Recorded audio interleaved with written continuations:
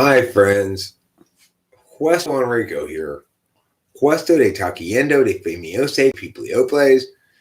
And I, as you can see by this flower in my hair, am a very special lady. Mm-hmm. Only special ladies get to wear this flower in their hair like this. Anywho, special ladyhood notwithstanding, I want to talk about bad internet advice, which I would say usually takes the form of SI people turning their own SI personal experiences into NI rules for other people. So, for example, Judy's really concerned about her husband bringing her breakfast in bed on her birthday, and he doesn't do it.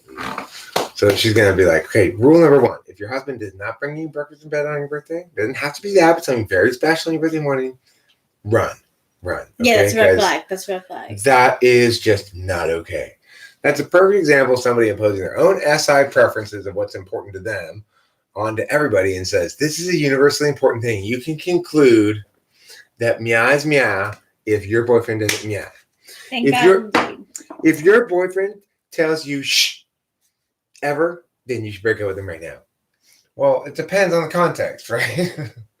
Yeah, it does. It's true that we shouldn't be shushing each other in general, but it's not true that we can draw some sort of universal conclusion about that. Hi, Jerry like the mouse. Hi, Octavia Silva. And I think it's different for each situation you're in. It really is. Because, okay, so can I use the example of the walking? Yeah, sure. So one article that I read said that if your significant other walks ahead of you while you're say you're walking to a restaurant and your significant other walks ahead of you. Without making sure you're keeping up or something? Yeah. That's a red flag. Now, I do that all the time, of course. Mm-hmm. And I asked you about it. I asked you about it because I heard that advice. Interestingly,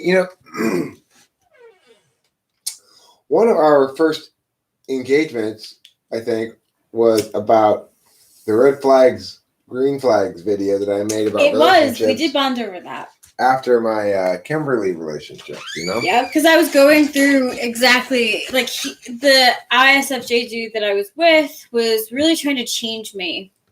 He didn't like the basic human nature of me. He thought I could be more successful. You are not being practical enough. Yeah, that I wasn't being practical enough. Look, hey. Oh my God, you guys, look.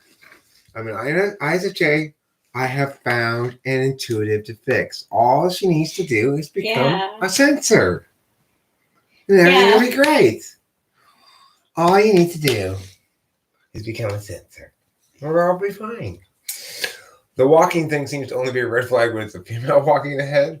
I don't think so. I wouldn't think that at all.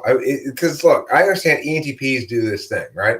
So it's like we were in Hawaii and my dad and Delilah and Rachel would be all walking along, and I'd walk off to go look at something off by the side.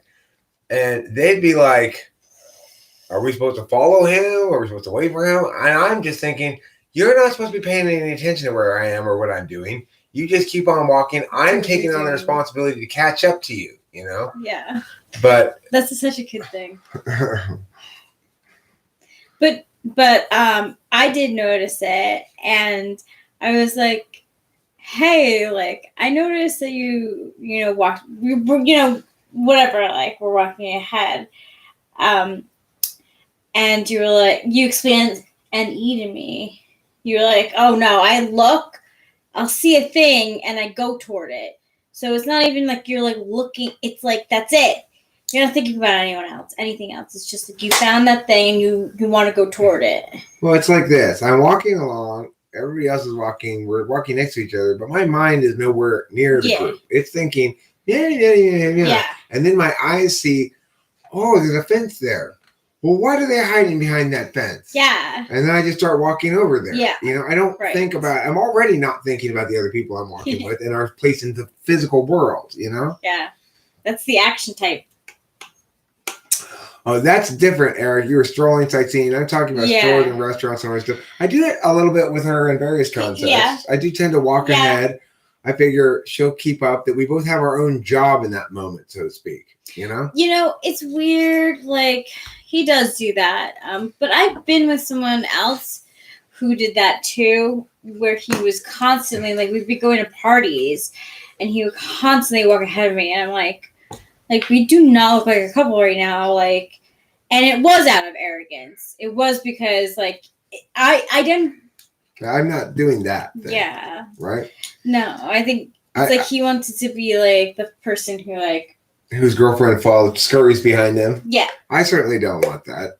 There are occasions when I will be off in my head and stuff. But there are occasions too when I can tell when Rachel's lost in her head. Mhm. I say something to her, and then she responds with indefiniteness, and then I wait, and then about 15 seconds later she goes, "Oh, blah, blah, blah, blah, blah," Yeah. as it finally is processed because Yes. she completed the thought that she had in her head. Mm-hmm. Then she tried to recall, okay, what was it he just said? Yep. And she heard it in her head what I just said. Then she knew what it meant. Then she says, "Oh, okay, blah, blah, blah." I have very slow hearing processing. It's not that. It's that your head is you're like And me. I'm daydreaming. Like me, you're somewhere else in your head. Yeah. And so you have to adjust all of a sudden. Okay, hold on, Yeah. this person's engaging me. I have to hear them, Yeah. understand them, process it. Yep.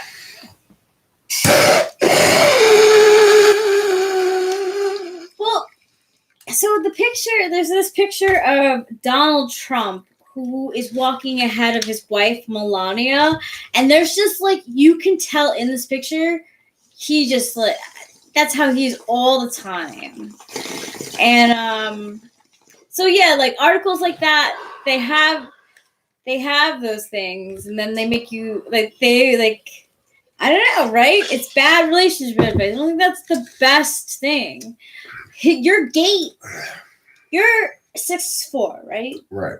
I'm 5'2". Your gait is going to be much larger than mine. Well, the other thing is there's an assumption that you don't have to do any meaning work on these cues in those articles. Yes. Like, here's a Right, cue, right. and it means Yes. this. Yeah. Well, it might mean that in the majority of people, but when I do something, it usually means something different than what it means usually when other people do that same thing. If I'm walking ahead of Rachel, it's not indicative of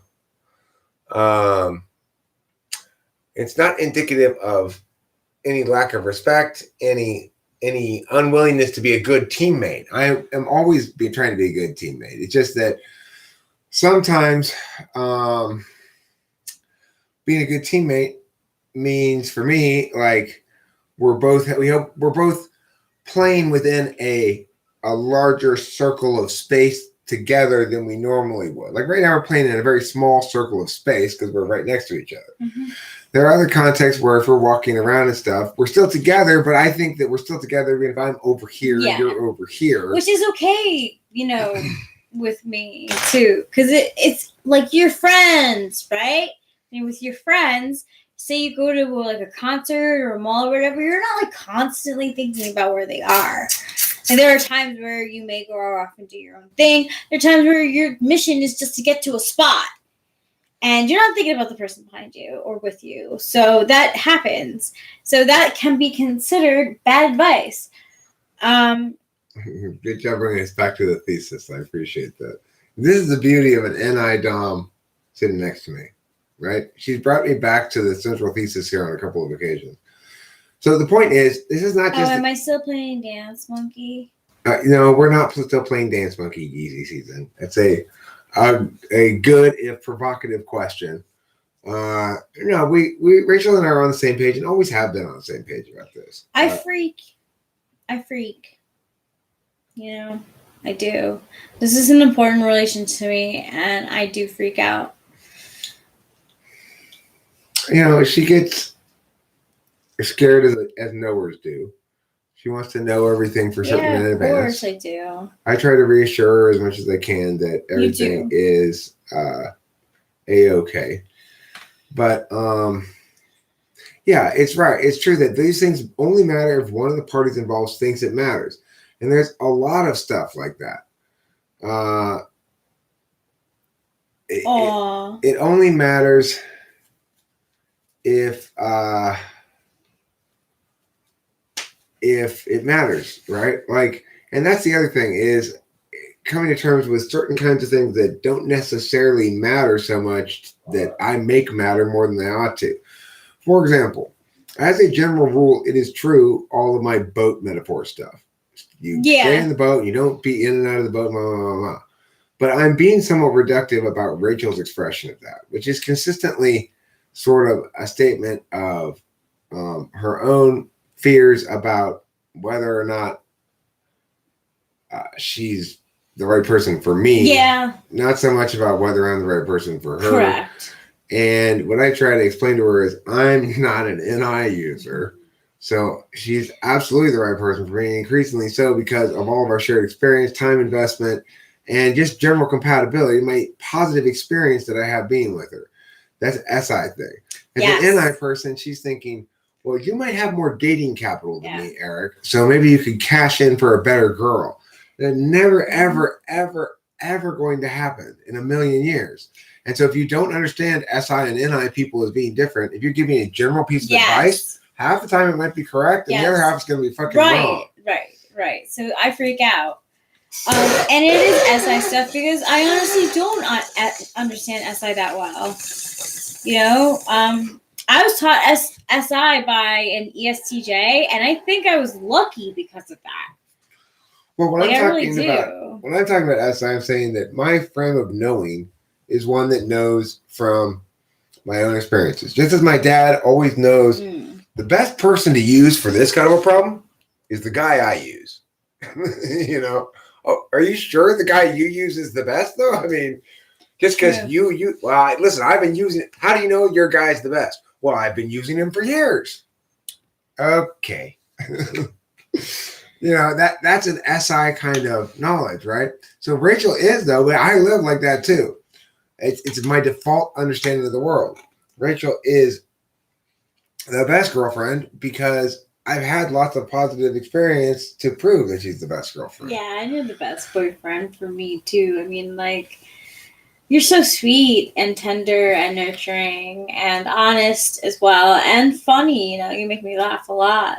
That counts. And I'm not easy. I'm not easy to be with. You know, there are times when, you know, like you, I like to hold people accountable. So sometimes I don't like to keep things inside. I used to have a bad dating. Yeah, and I used to have a bad dating habit of sweeping things under the rug. And over the years, I taught myself to be braver about that. So, you know, I do make mistakes. Some things I can keep to myself. They're not actual. They're no fears need to be explicitly addressed by your partner. Mm-hmm. Some of them you just gotta write them out. Yeah, and Zaylen Black, I was thinking about you today and how you said you would like to talk, and I would really like to talk with you as well. Maybe, I have bad self-esteem. My self-esteem is not great. I was thinking, would you be interested in maybe exchanging phone numbers, and chatting that way? Yeah, put my number there, Rachel. We're just using my phone right now because your phone's broken anyway. Okay. Yeah, my phone is broken because it fell into a toilet. 626. Put the. Oh, I got it right here. This is my phone number. 626-615-8751. To come for Ida just to continue being interested if they don't enjoy being in any more than any. Yes, they can. Octavia Silva. What movie was it? Okay. What do you want, Kitty? That's Eric's number, and we could talk through that. That'd be great. Thanks, Zaylen Black. What movie did you see, Octavia Silva, where that happened? The guy was in a relationship that didn't last for a long time.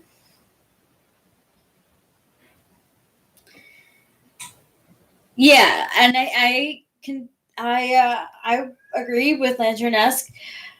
I think if there's a power dynamic that is unfair, or if the INFJ doesn't feel heard in a relationship, they're out of there.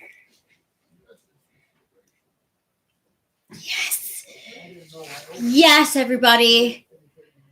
A package I have been waiting for has indeed arrived.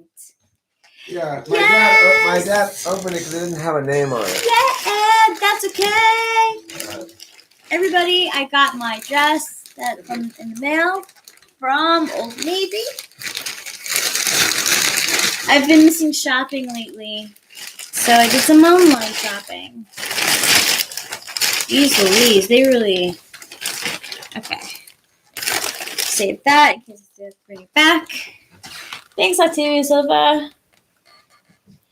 And in case you weren't here for the earlier live stream, go ahead, Rachel. Sorry. No, I was just reading out. Octavio Silva was talking about a TV show he likes that has an INFJ in it. Thanks. I was looking for the thing I got in the mail, but I don't know where it is right now. Oh, what? What happened to it? There. Okay, cool. I knew I had seen it. Rachel got a dress in the mail, and I got from Winston's mom a bag of small part choking hazards. That's right, small parts choking hazards. The most fun toys you can give to your children. Please keep away from children when not in use. They're safe as long as the child is using them. If they cease using them, they become incredibly unsafe. But unfortunately, I'm not a child, so I should be okay. Is some of that bubble stuff? Well, I mean, this is the thing that's really tripping me out. Oh, so cute. I just can't seem to get away from catching turtles. Maybe I'm a turtle in the spot. Yeah, maybe you are. I am pretty. I'm a late bloomer in relationship, guys. Rachel, is not feeling heard in a platonic relationship equally a deal breaker for you? Yes, it is. But in a platonic relationship, it usually takes a longer time because I'm not as FI involved with the person. Right. Makes sense. It's cute. I think it's cute. Can you tell? You want to see? You want me to show the camera? Oh yeah. Rachel's looking good. Good in the neighborhood. Hey, that's the way that I want it to be. Look at my sexy sex over here. So do you think it's the right length too, like with shoes? Let me feel the shoes. I think it's perfect, Rachel. Thanks, just babe. like you. It's so comfy. It looks like what the army would give their lady soldiers if they had any sense of fashion. Thanks, babe. Because that's the same color as army colors, you see. Thank you, guys. In case you didn't get it, that was the link there. It's the same color as army green, they call it. Thanks, Sandy. All right, Andy. Not that I know. Do I look goth right now? No, I think you look good. No, you look like you were just going to I'm holiday. just going to a holiday thing. Yeah, a holiday thing at someone's barbecue. Hey, Bob. Yeah, Hey, that's see you. it's me, Don. Not like your shirt there. Thanks. I got it at Old Navy. Oh my God. Where would I have gotten it from? No, I got it at Burlington Coat Factory. This is me on the move. The pose of me doing something. Anime. Running in Doesn't he look hip? Yeah, that is. Yes. Okay, you're running. That is anime running. Good. Well, Zandy, I don't know if you noticed this, but this flower is an indication that today I am a very special lady. What? The flower? This flower means this. If you see somebody with this flower in their hair, they're trying to give you a cue. They're saying, "Hey, I'm a very special lady." Be careful with that knee. That's right. I It's might. true. Sure. My feet cause so much speed that I can start a fire.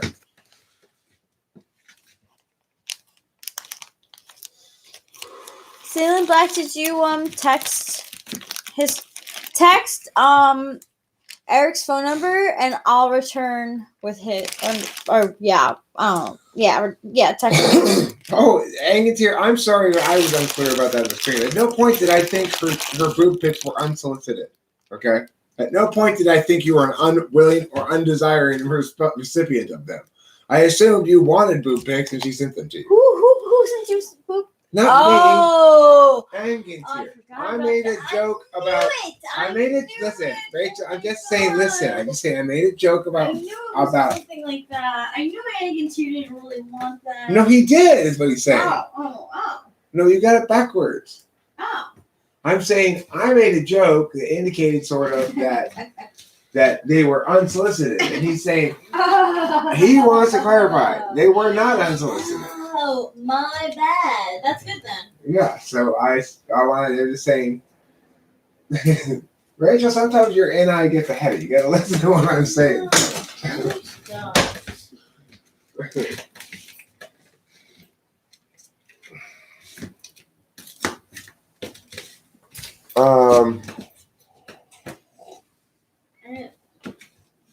Yeah, they are.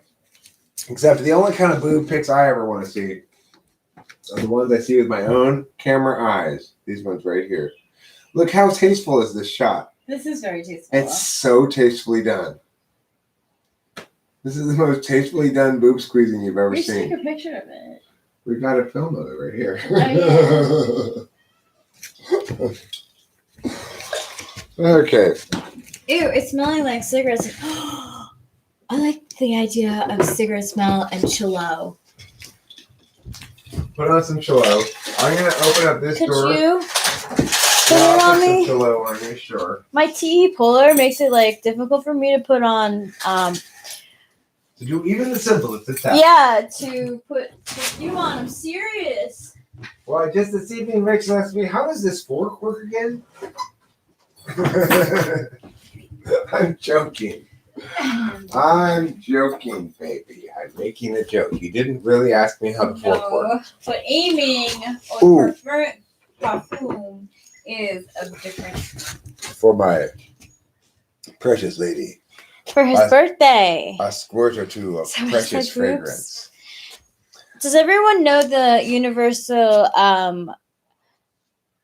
boob emoji? Now, one from the outside. Mm. The outside of the back of the hair now. We've got 3 on the inside and 1 on the outside. Here we go. Ooh, this is like The hairspray. 1 on the outside. There. Okay. Yes, it's called Chillo. Mm. It's a perfume that smells like stuff. Anyway, I want to talk more about bad internet advice. Also, a little bit of a bad marketing decision. Bit of a bad marketing decision as well as bad internet advice is a category or topic. I want to talk to you a little bit about someone named Teal Swan, Oh God. spiritual luminary. Okay. Now, what's wrong with titling yourself spiritual luminary? Let me count the ways this is wrong. First of all, Teal Swan's at least half the time completely full of shit. Yeah. She may be part of the time. What is the boob emoji? Somebody big bar. Oh, okay. I'll type it for you guys. Please. There you go. The boob emoji is this. Oh, little o. This. Oh, that, yeah. This. Little o. And then that. That is the Oh, wait, boob. actually, I'm wrong. You can put another Because. space in there. Space. Yeah. Is there a space there? Yeah, there is. Yeah, it's perfect. Enter. Oh. Can't see it, but that's it. It's the That's the boobs. Just show us the real ones. Octavio. There's plenty. Octavio Yes, Silver Octavio. You got a good one too. That's another one. That's a better boob Yeah, one. that is a better boob one. It gets the cleave. Parentheses O, capital Y O, parentheses is great. That's a perfect boob one. That is the perfect. It really boob looks one. like cleavage.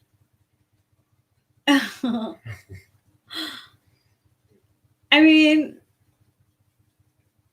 just like I think there's like stock photos of boobs. I think you could look at them there. Yeah, Rachel's real boobs are only for me. I'm gonna fully admit that when I was during my singles days with like dating, if I didn't really like you enough, if I like you're like okay, but if you weren't going to date me, but like you just wanted to play around, I fully use stock photo boobs. So sorry guys, those boobs that you got from me weren't mine. Stock photo boobs, that's great. Mm-hmm. Yeah. Wow.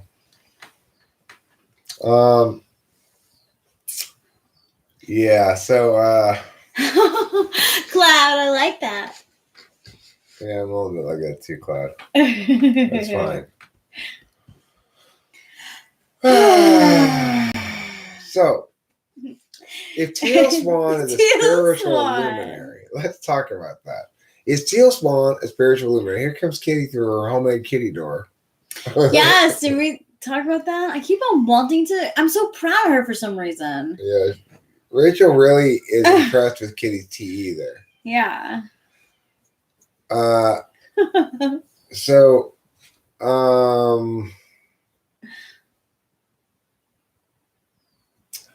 what was I saying? You were saying Teal Swan, spiritual luminary. What makes her so luminescent spiritually? That's the question. Is she brightly lit with spiritual truth or what? Would you ask her that question if you were in a live chat with her? Is that something you would ask? Sure. I mean, I think Teal Swan and I would almost immediately begin butting heads, and pretty soon she would run. Yeah. She would run in terror. I am not a fan of hers at all. Not remotely. She has a smug self-importance that makes me angry at her. She seems to think she's got wisdom to impart to people. She calls herself a spiritual luminary? Yes. I mean, what the hell is that? What if I would call myself a spiritual luminary? Well, didn't you guys think I was ridiculous? Yes. Hi. It is I, spiritual luminary Eric. You can see the glow of my spirit from miles away. Relationship with introverted sensing, John Titor.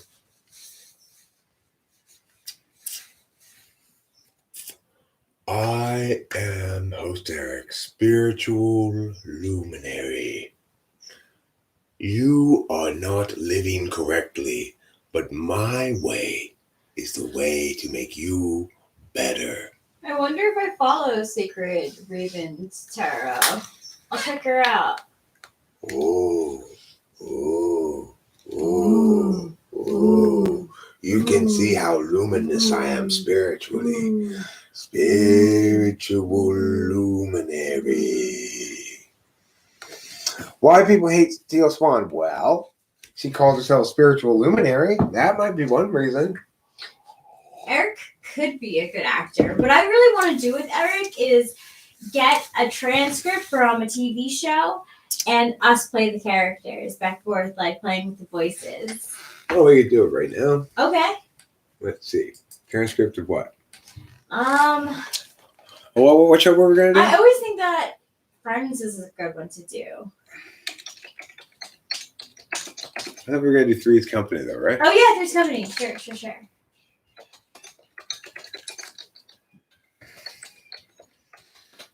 The thing is, Three's Company episodes are terrible. They're just, I used to, yeah, but That's terribly a written. guilty pleasure for me because I used to watch it at my grandma's house.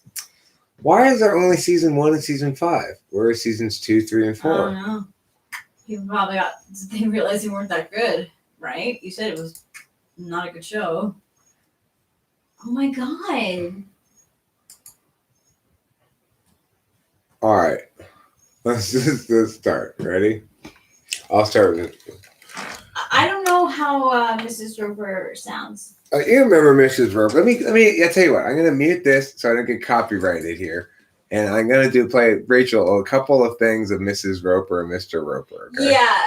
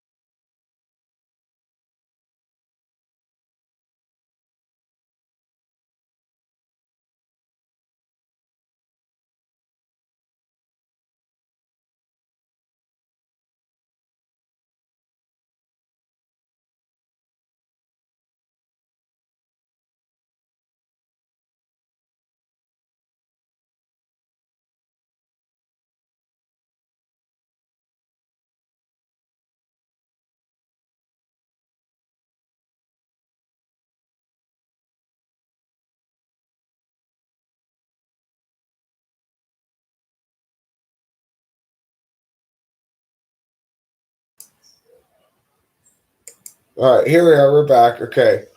This is Mr. and Mrs. Roper. Be quiet, Helen. You're gonna wake Karen. Filing my nails is going to wake up your niece. It's not the filing, it's the breaking. Every time you break a nail, you swear loud enough to wake the dead. Oh, so that's what got you up. Just hold it down, will you? I mean, she flew in from New York and she's tired. You've heard of jet lag, haven't you? Heard of it? I married it. She's just trying to adjust to a new time zone. She's just trying to adjust to living the life of a nun. What's that supposed to mean? You never let her out of your sight. You're more like her jailer than her uncle. That's ridiculous. She's having a good time. She's having a boring time.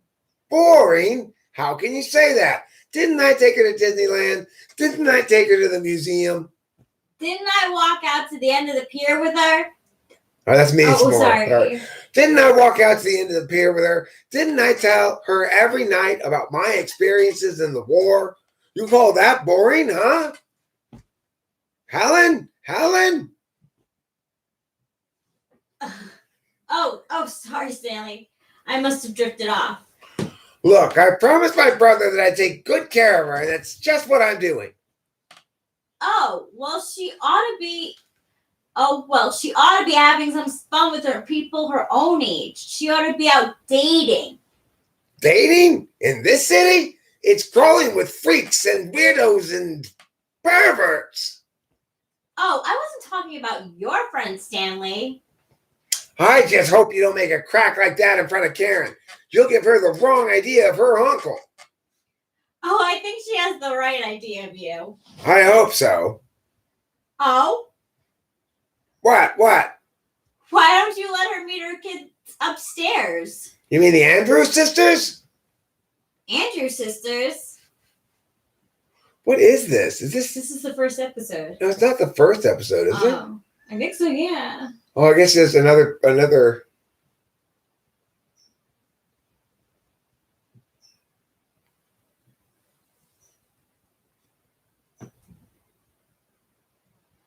Oh, I see what happens.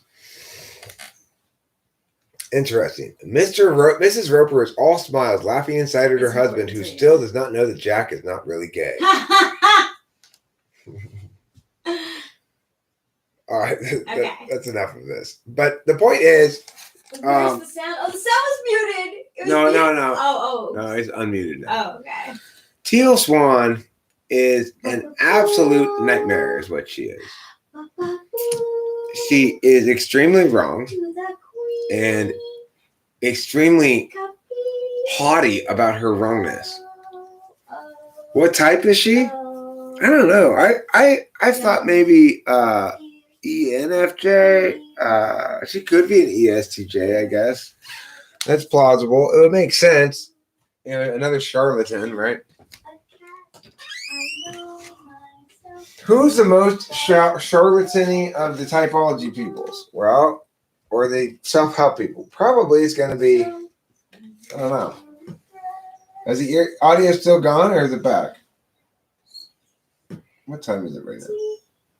A drink of jam and bread that will bring you back to P. A kitty. Well, thanks, Fenty Deluxe. Myself. She is really just so cute. Okay, so like Teal Swan's little book here. Let me explain something to you. Nothing is positive. Listen to this book, okay? Let's say you pull a card called, let's read a positive card. Yeah? Let's say you pull a card called gratitude. Oh, I want to kiss you. I'm sorry, Pee. I did not mean to make you want to jump away. It's so dumb. This is nonsense. If you've drawn this card upright, take a pause to notice all the things you truly love and appreciate about your life. There are always things in our life that cause a sense of pleasure when we take notice of them. Stop looking for the big things and look at the little things instead, like the way that soap bubbles reflect the light, or the fact that the garbage man picks up the garbage every week. The vibration of appreciation is one of the highest vibrations of all. If you have drawn this card, recognize the good qualities of your life, or the good qualities of something that you dislike entirely. It's a bunch of bullshit. It's just a bunch of aphorisms. So some are more negative than others, right? Some are. So joy. Read the one of joy. Joy is like 7 or something. Positive focus. If you have drawn this card upright, you would benefit greatly by narrowing your attention to concentrate on something that causes you to feel good to the exclusion of notice of things that cause you to feel bad. What? That's all I have to say that. If you have drawn this card, it's time to search within the different aspects of yourself for the purpose of self-discovery. You're being called within yourself to a place of total self-awareness on a spiritual, mental, and physical level. What? Come on, Teal Swan. Stop blowing smoke up my ass. You're no internet Dr. guru. Phil is not real life advice either, though. I just want you to know. But he is. Like, you cannot say that he's real world advice because he's on TV as well. There's always going to be a facade. There's going to be always a veil. The best thing I ever heard Dr. Phil say is this. You've got to face the truth. And that is good advice. Yeah, for people who don't countervalue truth.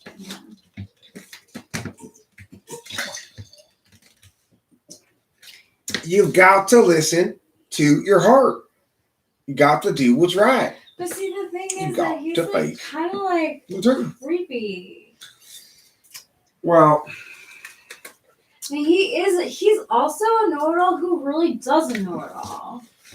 Now, here's the thing, guys. I'm different because I'm a know-it-all who really does know it all. Okay, as I was saying earlier. Dr. Phil is an ISFJ, and he's not a bad person. It's just that there was this episode about this, like, child who's lived with her mom, and she was, like, dating guys and also weed, and, like, kind of, like, fighting with the mom a lot. And my mom called me downstairs, and she was like, look at Dr. Phil. Like, he probably has some advice for you.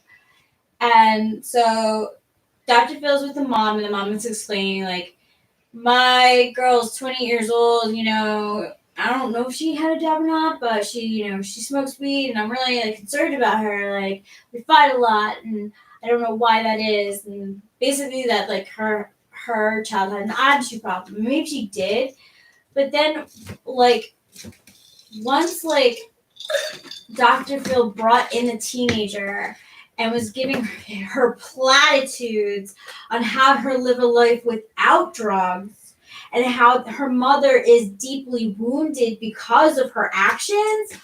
Give me a fucking break. You're not a good actor. Well, he probably actually believed it. But the point is that in that instance, you're talking about somebody whose wrongness is perpetrating ontological violence against another human being for no good reason, is giving bad advice, and is leading people astray. Right. And then The only proper advice there is stop fucking around with your kids' temporal bargaining, which is part of how they manage their own ontology. If the thing that they're fucking with is weed, that's not worth paying attention to, and you're causing yourself a problem by making it a problem.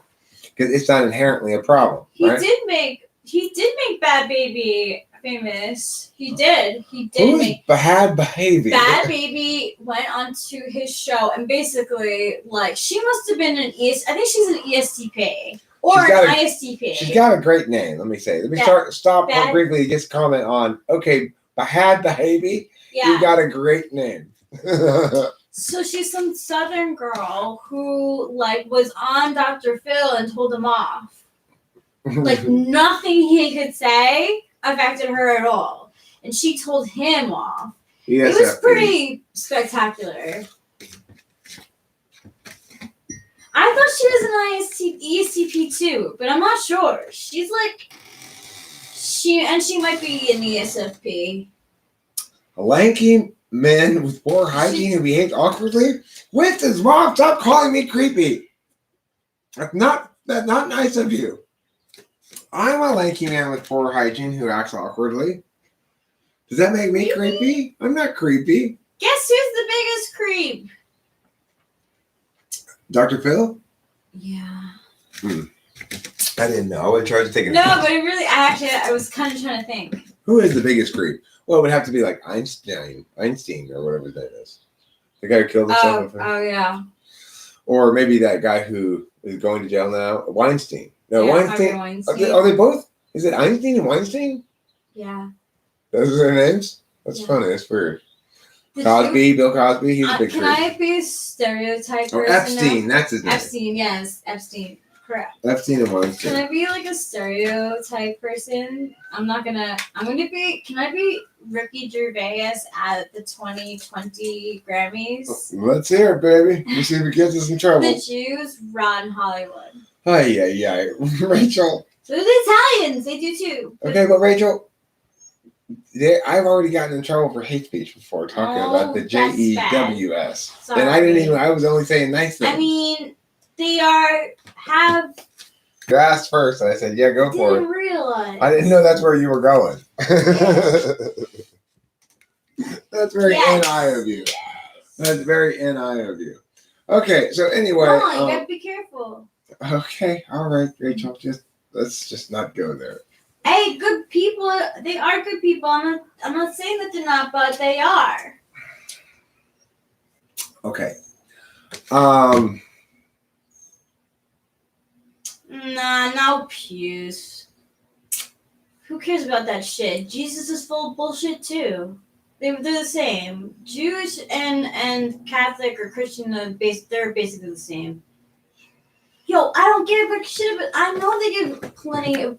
Rachel, don't get dragged into a fight on this. So does every other kind of person too. That's true. No one. Exactly. Look, I'm with you about groupism in general.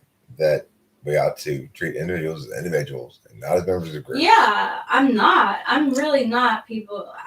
I'm sorry that I made that, but why can't you face the truth that it actually is? Because I've read up on this stuff, and I know that the Italians are a part of it as well, too. Like, I'm not stupid. Okay, but they're not a group, really.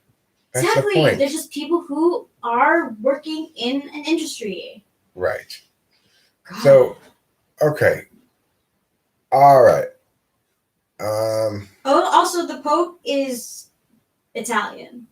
He is. That's true. So these are facts of life. That's true. People on Twitter were comparing Elon Musk. Is Rachel a J Cure? I don't know what a J Cure is. I don't know. No, and probably not. And my name is actually spelled Rachel. I've dated, I have nothing against Jewish people at all. I don't know what a J Cure is. I don't know what that is either. They do run Hollywood too. The liberals do run Hollywood as well. Well, But anyway, regardless. yeah.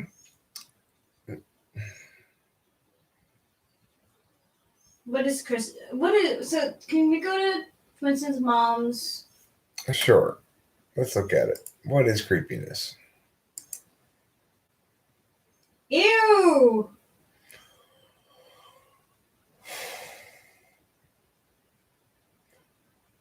1,341 people about what they found creepy, and among their findings found people, 1, find it creepy when they can't predict how someone will behave, and 2, are less creeped out if they think they understand the person's intentions.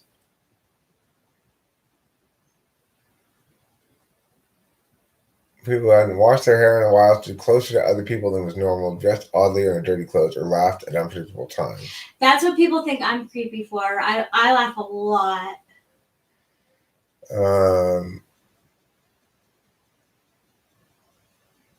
Well, first of all, I would say they've not done a good enough job of distinguishing between the two different connotations of creepy. Mm-mm. So there's creepy, like horror movie creepy, and then there's like that dude's creepy, which is a very specific meaning of creepy. No, I don't know. I don't know how some people believe the Jews are colluding against Western interests in civilization, because I do not follow up on that sort of thing, because I think that everyone. I don't read on that stuff. I think it's ridiculous. There you go. I am. You ever heard of Ben Shapiro? Of course. I made videos explaining why he's not this sort of debate king that everybody thinks he is, and he's just arguing groupism as usual. That's interesting.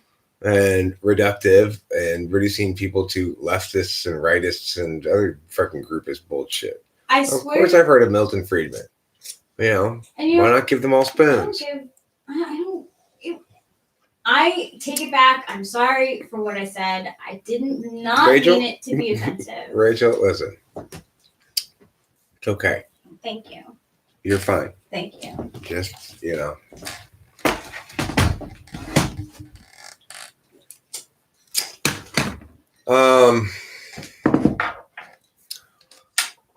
let's talk more about bad internet advice. Exactly. Yeah. Okay. So, first of all, I want to say an example of bad internet advice. Right. If people are trying to figure out why, like, let's say you're a dude who's been called creepy by a couple of people, okay? And you want to know, why are they calling me creepy? That's not going to give you good information about it, really. What they really mean is you act a certain specific way towards women that relates to your own lack of skills / knowledge in dating. So, like, a creepy guy is someone who maybe is thinking about going up and talking to a chick, but because he's thinking about it for such a long time, he keeps looking at her and keeps sort of like going near her and then kind of going away from her and stuff. And so the chick's like, what the hell's going on here? Ooh. This guy's creepy, right? But he's not really inherently creepy inside of him. He's trying to build up the courage to go talk to the girl or something, but he's perceived as creepy. Okay. Now, that's a meaningful piece of advice. Like, don't do that. It's good advice. Yeah. But there are people who are creepy. I had a creepy English teacher, and he, after our prom, he saw a picture of me and my friends, and he rated us 1 to 10, and I was like, that makes you very creepy. Yeah. Why did you do that? That makes him very creepy. Right? So it's like, you don't want to generalize and say like everyone is creepy, but you got to call out the creeps when they're creeping. Yeah. That's creepy. So, like, if you're an adult and you're Sexualizing people substantially younger than you, then that's creepy. Ew. You know. Exactly, Zandy. Ew. It was totally like ew. That's creepy. The other thing is, if you're using a position of authority to, if you're in a position of authority and exuding sexual vibes from that position of authority, that's creepy. Like Baldwin. Lucky Baldwin? Yeah. Lucky Baldwin was creepy. Yeah. Lucky Baldwin was creepy. Creepy. He had a lot of money. He got a lot of ideas. He did a lot of good things. He was a creeper. Well, he did a lot of successful things. Yeah, he did a lot of successful Whether things. they were good or not is another question. But he did a lot of successful That's true things. too. That's true too. Well, I really like the Arboretum. I can't lie about that. I like to sit there and smoke. All right. Winston's mom, I'm going to guess. First of all, thank you for this link, and we're going to look at it in a second. Cool. I'm going to guess a couple. We're going to play this as a Family Feud episode. Okay. Survey asked 100 survey respondents asked creepy pop songs. The songs that are creepy. Okay, what's your answer? Creep by Radiohead. Okay, that is number 8 on the board is my guess. So here, I'm gonna cue on this one. Little Girls by Oingo Boingo. Now that's the creepy song. Little Girls by Oingo Boingo. Go ahead. Marcy's Playground, Sex and Candy. That's creepy? It's creepy in its mood. Yes, because it means But it's not really that much of a creep. It's kind of creepy. All right, I got another one that's really creepy. Here we go. That song that goes that piano song by the guy who did Werewolves of London. That song he does called Excitable Boy. That is creepy. That's a creepy one. That's creepy. Also, Baby It's Cold Outside. Kind of creepy. Baby It's Cold Outside's a little rapey. Yeah, it is. It's a little rapey. Barbie World. Good one, Zaylen Black. It is kind of creepy. 14 and Good sounds creepy. Oh. That sounds worse than creepy. Ooh. I'll be watching you by the Police. By the Police, yes. Also, Lionel Richie's video with the blind girl. That is a signature of creepy. Both they were both being creepy. Oh, that's a creepy video. Don't stand so close to me. Don't stand so close. Don't stand so close to me is another sting song. Oh, no, did I get it all? There's a little string I'm trying to get out or something. I don't know what it is. Yeah, thank you. But yeah, Don't Stand So Close to Me is another song like the Lionel Richie song with a blind girl in it. What song is that again? Hello, is it me you're looking for? I can see it in your eyes. I can see it in your smile. And I want to say, I love you. Well, see, Lionel Richie's song is only creepy if the video is watched. I don't think there's nothing. It's trying to be romantic, but it does come. Yeah, it's not. A Nabokov song by the Police. There's a third creeper by the Police. I don't know that song. Sting must be a pederast. He is. He's into that tantric sex and stuff, and he's I don't know what. We're talking about songs that are inherently creepy in themselves. For example, what I just thought was, you better watch your head, little girl. You won't know where I am. Very much a domestic abuse song. You better run for your life if you can. He did beat up his first wife and Yoko. Oh, really? Yeah. Did you know that in a poll? I had no idea. Yeah, John Lennon was a domestic violence guy? Yeah. Mm-hmm. Wow. Yeah, that's why his I just saw in an article today that his popularity is starting to disappear because of that. But I don't think that's fair. Well, he's long dead. He was abusive. But you know what? Like Psycho Killer Keskase, good that's call pretty there. creepy. That's a good call. That's a good call. Yeah, he was abusive. I'm still a John Lennon fan because his lyrics are fucking dope as sharp. How about I Saw Mommy Kissing Santa Claus? That's fucking really creepy. Dave Matthews Band. Creepy as fuck. Everything about them. Every single one of their songs. Yeah. You just replace the word creepy with incredibly awful, and you're right on the money. And there's a song called "I Love My Boyfriend." That's creepy to me. I love my boyfriend. Doesn't sound creepy. I know, right? Well, that's so explicitly creepy. You'd almost just call it, gore rap. Kim. Yeah, that's a tough one.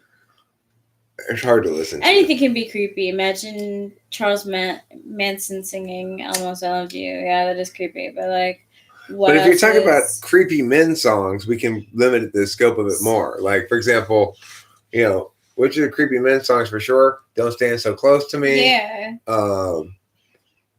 Isn't there one where he's like, oh yeah, what? That's about him liking a little girl. The Nabokov one and "Little Girls" by Oingo Boingo and "Excitable Boy."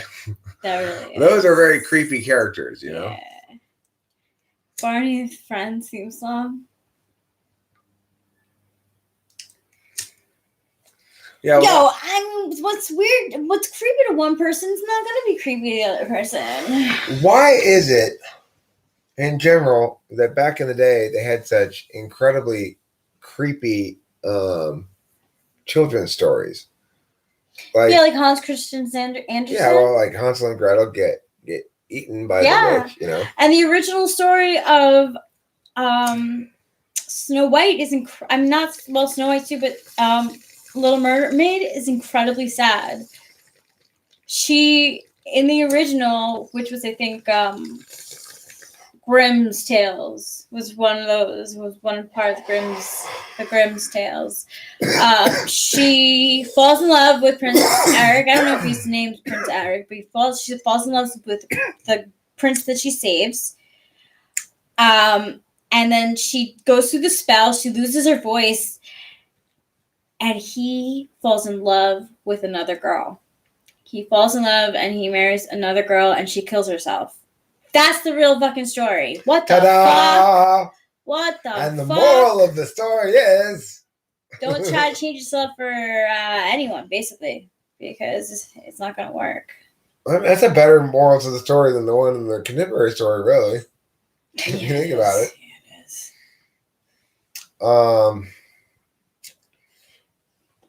Well, I was thinking of something. Hello, I love you. Somebody's watching me. It's a good. Don't You Want Me Babies, kind of like. Is it creepy? It's not creepy, but there's an 80s song. Polly want a cracker. That is fucking. That makes me think of Get Off Her First. That's such a drug song. Ugh. It's so good though. Is it me? Now you see. Dirty wings. Oh, so don't touch yourself. Oh, such a good song. Oh my god. Can I karaoke that song, get it out later after the stream? That's a good one. Thank you. Huh? Yeah. Pinocchio is pretty creepy. It is creepy. I would agree with you on that. Well, of course, there's the island where the self-indulgent children turn into donkey slaves. That's kind of. What's that? In Pinocchio. Oh yeah. There's this place where the children go, promise to eat all the candy they want, and have all the fun they want, and the more self-indulgent they get, the more they turn into donkeys, and then they're turned into slave donkeys for this, I don't even know what, something, Oh my god, The Little Match Girl is the saddest story in history. I hated that story. I didn't know why anyone ever made me read that story.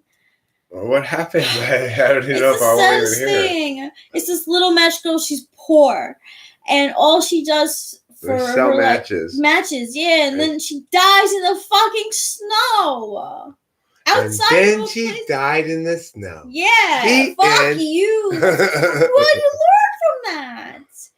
She went inside to the church and they were like bargaining with her. Maybe she was getting bad deals, and maybe the topic was supposed to be "Don't be so naive." But my God,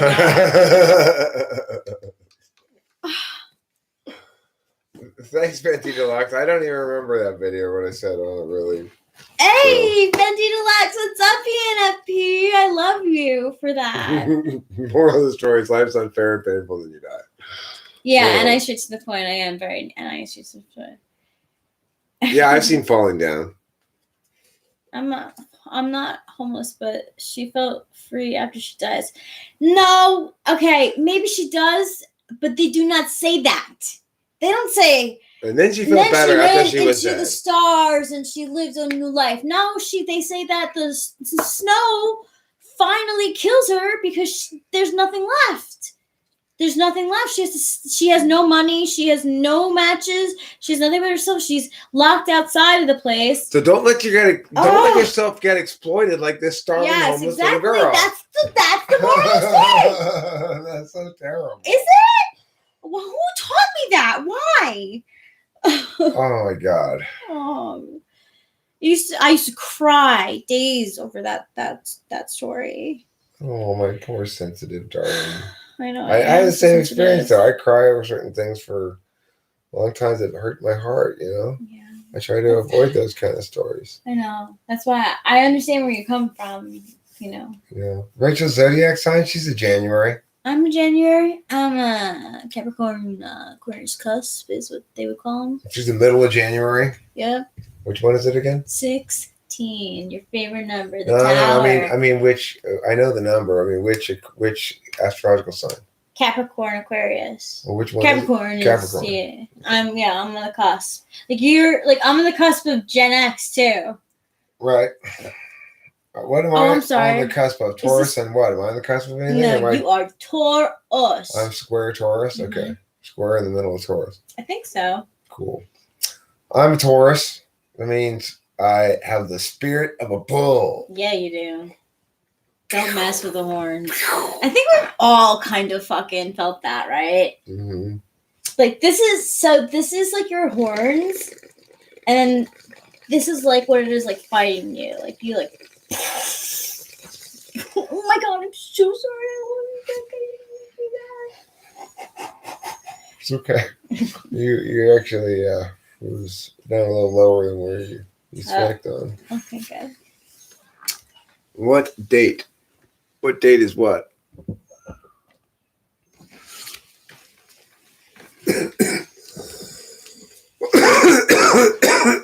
Why are ENXPs addicted to NI? Do you think that you're addicted to NI? I think the best way to put it is we are enamored of NI, which is different than being addicted to it. In fact, we can easily enough ignore it when we should pay attention to it all the time, you know? Lots of NI things. Look, Rachel and I had some sort of, I guess, epiphany, you might say, about the nature of our respective magics being sometimes at odds with each other. Yeah. She has a feminine kind of magic that tries to know without any forcing. Yes.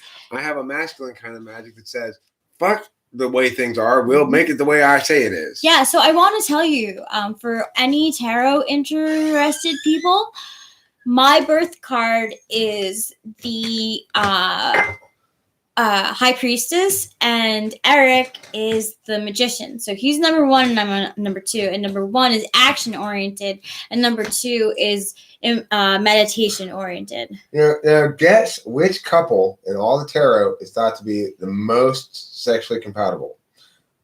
High Priestess and Magician. That's right. They are the most. And little do people know, because the rest of the characters in the tarot, they don't know it. They're always hitting it back behind the shed. The High Priestess and the Magician. We really do. Yeah. That's what's happening behind the pomegranate. She has pomegranates in her picture. Does she? Yes. Yeah, she does. Well, she's trying to hide what's going on back there. It's supposed to be like fertility and yeah, Lantern-esque, exactly. And that's the differences. And just what's like the tragic? High Priestess, Rachel has a couple of pomegranates as well. I'll let you. Oh, not on camera. We're being how come we're being not- tasteful. Oh yeah, We're being tasteful. we're being tasteful. Oh, I've already been just tasteful, so we can't have it twice. So Eric is Hades. No. I'm not What? Hades. No, he's the magician. Magician is the magician. first one. As above, so below. Yeah. Look here in the front. No, Eric is not my dad. That's a My spike dad is monkey. Michael Charles Lapalosa. He lives in Franklin Square. Lindsay Hunter Sr. is a spike monkey. Oh, okay. I have no problem answering. You can It's ask me fine. anything because I'm not ashamed. The pomegranate reference. So, the high priestess card has a cloak behind her that has pomegranates, and there's this YouTube video of a college professor going, "No pomegranates! No more pomegranates! No!" And it made me think of that. It's pretty funny. It's a pretty funny The video. first time you showed me that, I was like, "What the fuck is this?" Yeah, but then we researched it, and actually, it makes a lot of sense. Yeah, she's doing a lesson on teaching. Yeah, but they did get gold. I have to say, those students. Because I think when she's doing it the first time, she probably doesn't tell them she's doing a No. little act, and they just are like, "What the?" Yeah, what the fuck? But it is very funny. What if my breast implants have pomegranates? Well, then they're gonna rot, and I'm sorry for you for that. Also, I thought that you guys should know that I rimmed my eyes in black eyeliner because I wanted to kind of have a little homage to one of my favorite Naruto characters, Sensei Yamato. Mm. Can you see them? They're more black than usual. Mm. I do. I like see it. Sensei. You look very Yamato-ish.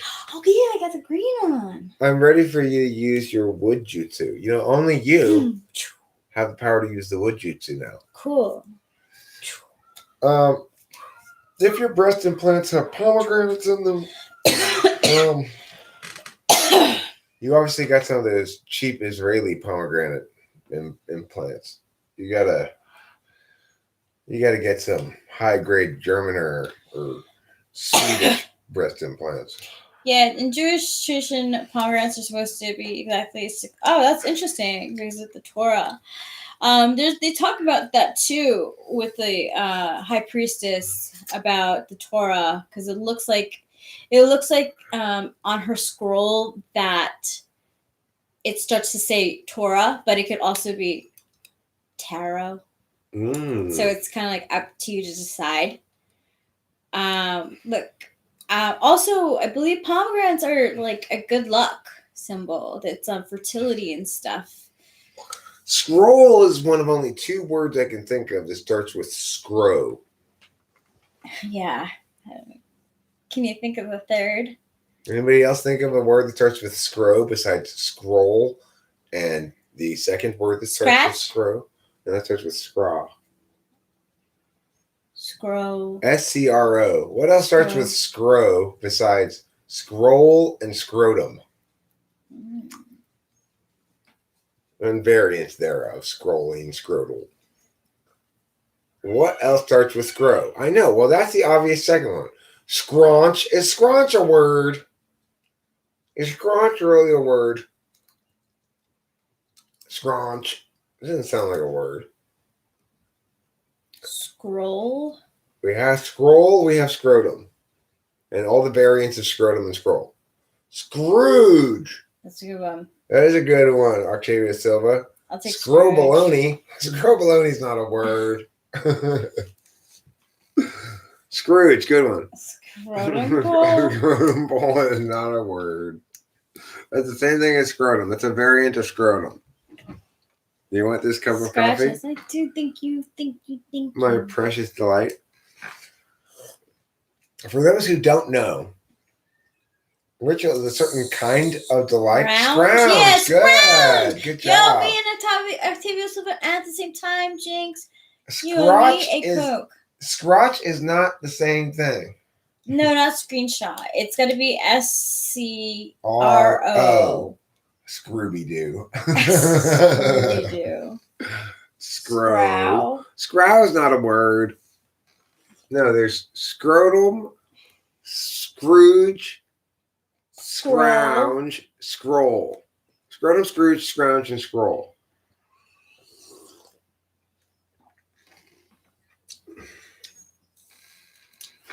Words that start with scro would be a good title. Scroop is a word. Scroop is a okay. word? What does it mean? Scroop me up some of those raisins. 2 scoops of raisins. Scrocopolis? What's Scrocopolis? Okay, all right. You're just being silly. Lefa, Strata. We get your ways now. We get your ways. Crocodile is not a word. You do get points for creativity, though. Yes. Scooing is not does not start with SCRO. Scroop. A rasping sound. Creak, scrape specifically. No. Oh, okay, okay. I pushed the dresser and it made a scroop. That's so weird. Like that? Never heard that. I would like to it. see like the geometrics with that. When that when that was popular. Yeah. Scrocopolis. Scrocopolis is a metropolis for scratchy coconut. Scrupulously for my scrotum. I gotta tell you guys, this Curse of Oak Island show, this shit where they find this oh yeah, I like it too. It's crazy, these old things they find. They're starting to find more and more, right? Yeah, well now it's over. They still haven't found any like key things, it's proceeding forward, but nothing really happened. They found a mysterious cement wall. That's fun though. Scrology, the study of scroop. I like that. Scrofula, a disease with glandular swellings, probably a form of tuberculosis. Scrofula. Huh? Oh, yeah, I can't today. My scrofula is acting up. It's a good one. You should use that for the principal. Please excuse my child. They have scrofula. Yeah. They have, I think, and put in parentheses, I think scrofula, but it might be a case of the dropsies. Scrooch, to crouch or bend. I feel like people are making this up. Okay, see you in a bit, CJ. I think you're filling us now. I'm the same way. Isaac Roddy is made up that one. Scrology is not the study of screw. Scromulation is not a word. You're making that up, Nympha.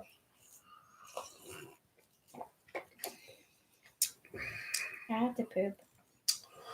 Is your picture a radish, Nympha? Because if it is a radish, Eric's dad loves radishes. Mm-hmm. He was commenting today. Well, he made a joke in the supermarket. This is quite a funny story. Mm-hmm. The person in the supermarket did not get the joke, but his joke was, he said he had seen the radishes, which were like 99 cents a pound or something, and then he saw the organic radishes, which were like $1.99 a pound. They were $1 more or something.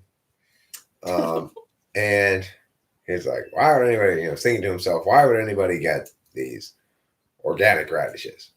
And then he went to somebody who works there and he said, as a joke, of course, I'm sure it was dry as fuck. There was no cue he gave to this guy that it was a joke. He said, where are your inorganic radishes? Of course, and the guy, there's no possible such thing as an inorganic radish, of course. And the guy points to another person in the aisle who's like getting old stuff off the thing and like throwing him in the trash. I guess we throw those away,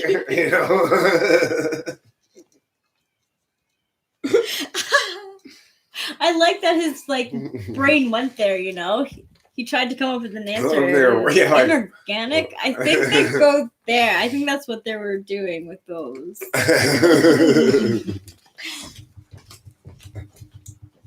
That's my dad. Cute. My dad has little concept of how the other person is going to be able to play with the joke or not. So whether or not the other person knows he's joking he's so dry that you just have no idea. Where are the inorganic radishes? Yeah, nobody's gonna get that joke. I'm not even sure Rachel got it at first. I think Rachel didn't get it until sort of explained it a little better. She's like, what?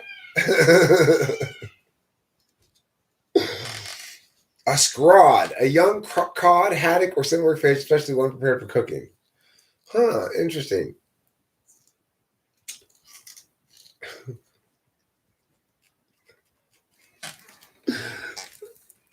My dad's pretty neat like that, you know? He's fun.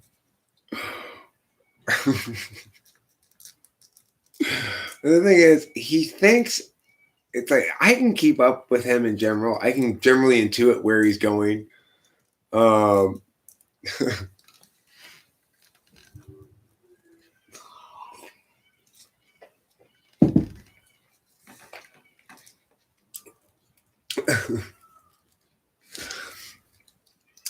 You know, it's like,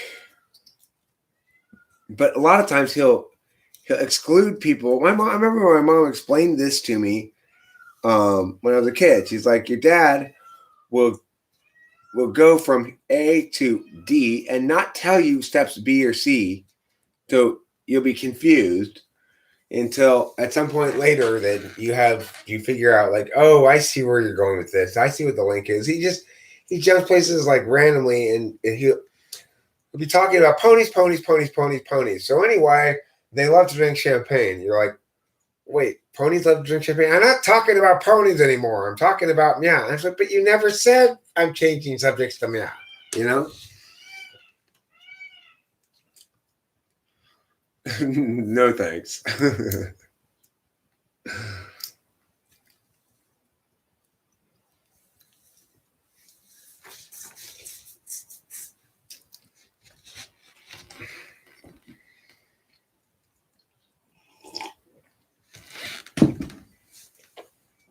It seems like I found some resonance here with that example, you know? It's super crazily annoying, right? You're like, but, and then you go, but you just said that's not the point. The point is, I'm not talking about that anymore. I'm talking about meow. And you go, but, okay, so what is it about meow? Yeah, they do like to drink champagne.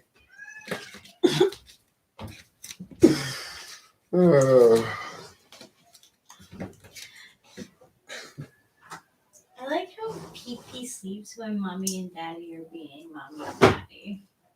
PP will come to each of us in turn too. Lantern ask 99 to you as well. And thanks again for your helpful, positive input in these chats with. I'm having little relationship-y issues. Yeah, really. Thank you, Lantern Ask. It really has helped. Fwins. Oh, hi, sound artist. What kind of sound artist do you like? The topic here, again, which was brought back to my attention a bit by Lantern Ask's good internet advice, is bad internet advice. So, like, the reason I needed good internet advice from Lantern Ask was in part because Rachel as an NI Dom can be a little taken up by bad internet advice that seems to apply. Yes. Even when it doesn't really apply. Yeah. And I'm known for that. You know why? It is me taking old baggage into this, because when I was with the BBC person, I really wasn't sure if I was crazy or what was going on was normal. Well, that's their trick, yeah. But you understand, of course, in this relationship, oh, that I love you with all my heart and my bosom. All of my heart and bosom. If you seek inside my bosom for some moisture, the moisture will say Rachel on its face. The dampness and the dew and the moistness and the poo, they're all inside of me and you together. You understand what I'm saying, Rachel? You're my special precious angel. Yes, you smell delicious. You smell delicious. Yes, Jake Hurwitz is right. We are being gaffed. I'm sorry. How do you know when you love somebody? I put us through some tough. Love is that which makes you gaff. Yeah, love is that which makes you gaff.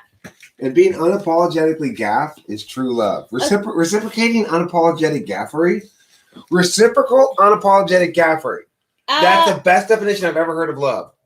Reciprocal unapologetic gaffery. Where's your phone? Where's my phone? Is it coming around the mountain? Here's my phone. It's becoming around the mountain. A tune? Is that beeps for texts? Probably. Rachel is not 5'1".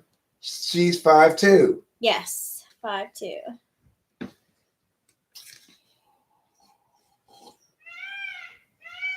Why does true love require reciprocal fingering?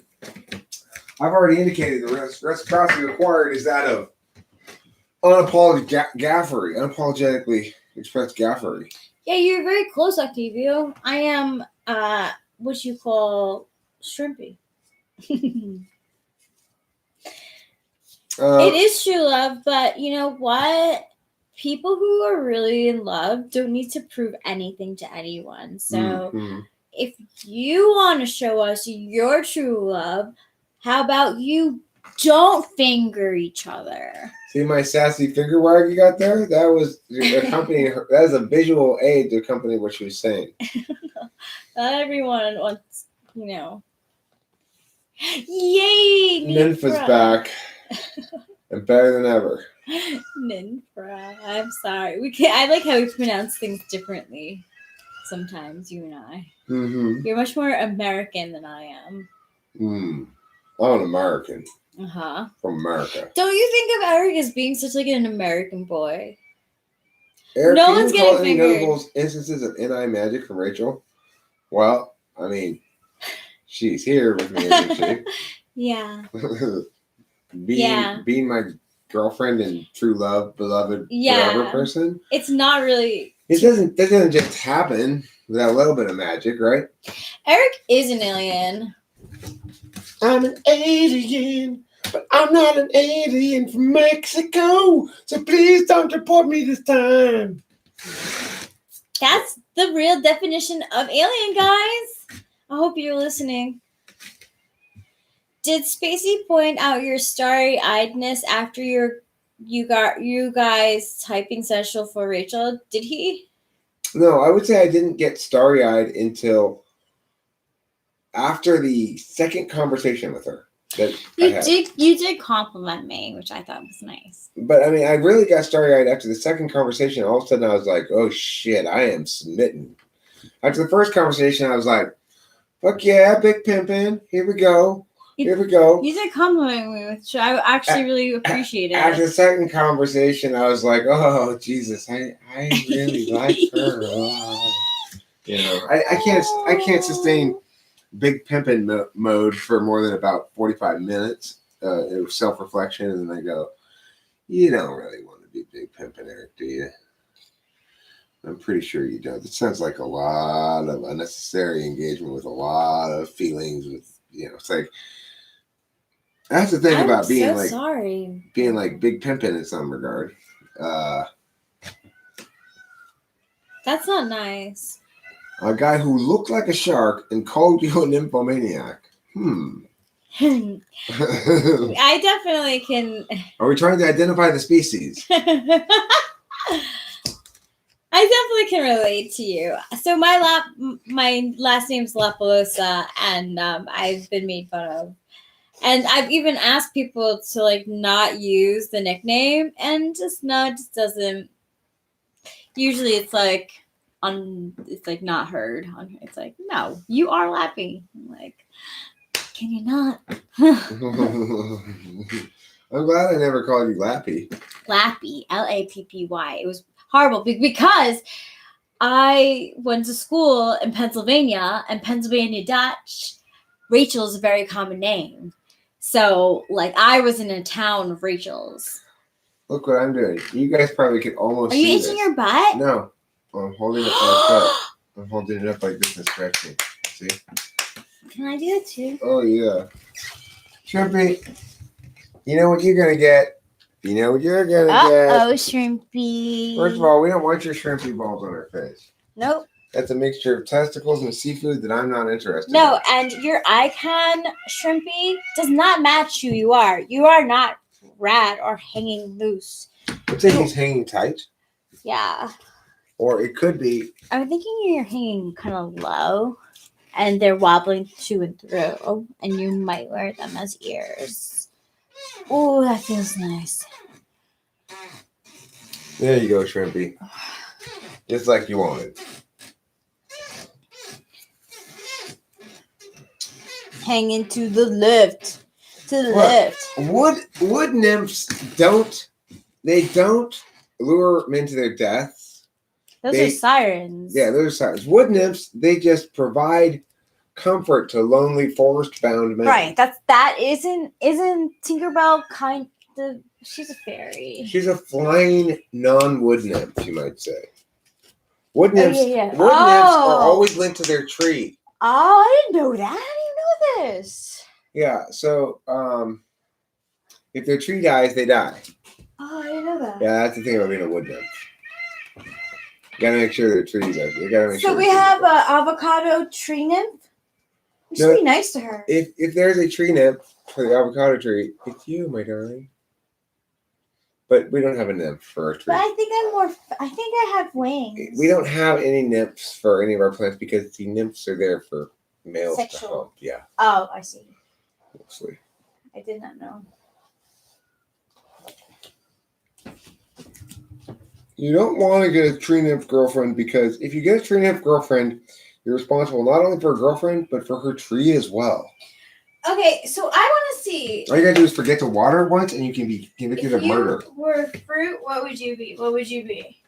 I'd be a pine cone. That's a kind of fruit. That's a kind of fruit. I don't know. Is it? Is a pine cone a kind of fruit? Maybe. I don't think so. It's the most pokey of all the fruits. Yes, it is. Can somebody Google is a pine cone a fruit? Oh my god. Please, because I want to know. I'm saying no. I didn't think it was, but I could be wrong. I'm not sure. Pineapples It just seems like a funny. It seems like a funny answer. Pineapples It might be are. Pineapples are fruits. Sure, I like pineapples. I would be raspberry. That's what I would be. Okay, I'll be pineapple. You be raspberry. Do you think pineapple and raspberry get I along? think they go together fantastically well. I do too. I've never had it before, but I want it. Me too. Gymnosperms, pines do not have flowers with ovaries. Instead, they have ovaries that are formed directly on the scales of female cones. Since there's no ovary, there is no fruit. Ah. Eric's a mango. I could be a mango. Yeah, you could be a Could mango. be half mango, half guava, half passion fruit, for a total of 150%. Oh my gosh. You like a lot of fruit. I like apples. I'd be a green apple, as you can tell. I also like apricots. By the way, this is an illegal cake. And I'd probably... Yeah, we found that out. Mm-hmm. That was illegal the Cobra whole Kai. time. Daniel-san cheated. He cheated to win that He thing. did, and he knows it. Illegal cake. And that's what he's beginning to learn. But I don't want to ever, downplay Mr. Miyagi because he's such a good character. Miyagi's great, but Miyagi's dead now, Rachel. Okay, Miyagi's dead. Shit. It's just Lawrence. Don't mind me. It's just Lawrence and Daniel-san. And right, Cobra Kai never died. Yeah, exactly. And Mr. Lawrence Miyagi is his last name. Remember we couldn't remember his last name the other day? But, what is it? Johnny Lawrence. Lawrence, yeah. We How couldn't remember. generic, no wonder. Yeah, I remembered it. I remember earlier this morning or something. I was like, I gotta remember that. Good for you. I like them going out with the Johnny Lawrence version of debate. Thanks, sweetie. You're get welcome. guns. Look at that. Look at that saucy juice in the mirror right there. That's some juicy sauce. Thanks, baby. Can I have an extra container of the juicy sauce? Sure. That's like if you go to talk about something, right? You get your sauces beginning with weak sauce. You don't want to ever be weak sauce. No. When you've got awesome sauce, that's fine. Awesome sauce. But when you really get up there into the stratosphere, you get to juicy sauce. Dag, dog, that sauce is juicy. Like that. Thank you, baby. It'd be a good commercial for a fast food restaurant, right? There's a scene of two guys like two young demographic type that they're aiming at, right? These Yeah. sort of young male characters, or a dude and a chick maybe to make it extra saucy.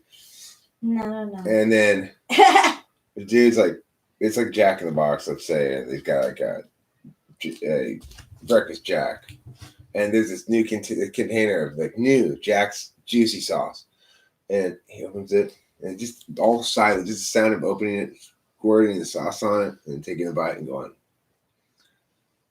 "Dag dog, that sauce is juicy." That is good. That's good marketing right there. And then it just says like Jack in the Box, and that's it. That's Yeah. great. Okay, so one of my favorite characters on Mad Men is an ENTP, and he's great. He's a fucking great character. I wanted you to watch the show because of him. Okay. The only problem is I'm gonna whisper in your ear. That's the only problem with this character. I'm sorry to hear that, Tyler. There's no INFJs in the show, I don't think, because they try to make the main dude an INFJ, but we'll see. My juicy cholo. She smells like a juicy cholo bucket. I sprayed some cholo on her earlier. That's why. And he knows the right amount. I don't. Zandy asked her husband what fruit she would be, and he said tamarind or jalapeno. Oh. I gotta tell you, Zandy, I don't like tamarindo, as I call it. I put an O at the end of it because it's Mexican. You know what? I hate tamarindo. It tastes terrible. You know what? I'm sorry. It's okay, darling. You didn't do anything. You know what I've begun to really enjoy the scent of? Cardamom. Cardamom? Yeah. On my cruise with my family to Eastern Europe, that my sister set up, and that my parents they wanted me there. The bathroom in the boat had these like cardamom scented sticks, and every time I went to the bathroom, I was just like, You know what would be a great SFJ YouTube channel name or vlog or something would be what? Cardamom and Cashmere. Cardamom. You're and associating cashmere. me with an ISFJ? Liking smells, I think it was an SFJ thing. Oh, then you hate me. But do you think that's a good name for like a boutique store by some SFJ? If Goop could be a brand name online, I think. I picture some ISFJ or ESFJ, and she's got her home decorating channel or whatever, right? So it's basically, hi, welcome to Cardamom and Cashmere. Yeah. And then they got bling, that's ding, fucking ding, perfect. Ding, ding, ding. And she's like, now today we're talking wall signs. I want to show you a couple of sign projects I've got going today. And maybe she's got a little bit of something cashmere in every episode to sort of tie into the title. Yeah. Today we're cooking with cardamom. I thought, what I thought would be fun today is because the title of the channel is Cardamom and Cashmere. That's not just because it's a quirky, fun title. It's because I really do love both cardamom and cashmere. And today we're cooking with cardamom. If you've not cooked with cardamom before, you might think, is that too fragrant to cook with? You've got to use it in little sparse little bits, okay? Little sparse little bits. Cool, Nifa. The other thing is SFJs, as they get older, they really start enjoying little guys, right? Little guys. I found the most adorable little guy for my garden at the nursery today. I think you gotta see him. He's an adorable little nose, a little guy with a little deer ram. Okay, full disclosure, sound artists, when Eric goes into ESFJ mode, it's so good sometimes. then I get pissed off at him. Like, I'm like, oh my God, please, you gotta tone it down a little bit because you're so real right now. You know? Well, the other aspect of ESFJ characters It's so that I do good. is the teacher one. She's more, I'm not sure she's exactly ESFJ. This teacher character I came up with before I knew about cognitive functions, really. But she's the teacher goes, okay, guys, today it's so good to see you. First of all, welcome back from Christmas vacation or welcome back from summer vacation. Welcome to 4th grade. We're going to have a wonderful, wonderful year. And what I want you to know is that in this classroom, we are learners. That's right, we learn. Why are we here? We are here to learn. We're lifelong learners. Judy, why are we here? Why? We're here to what? To learn? That's right! We're here to learn. We're here to learn. We're here to be lifelong learners. And what we're not, Judy, are we here to make googly eyes? No, we're here to learn. So good. Right? That it's teacher. So good. That teacher, it just makes me go like, oh. He's so good at ESFJ. He really is. You know them well. I know ISTP, and I think I know ISTPs well because we dated activity parties. Like I can do a good. Yeah, I can do. You want me to do an ISTP? Do it. Okay, I have to change.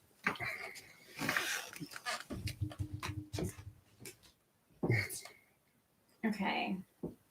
Tell me what your name is ISTP, and I'll be ESFJ party host, welcoming you to the party.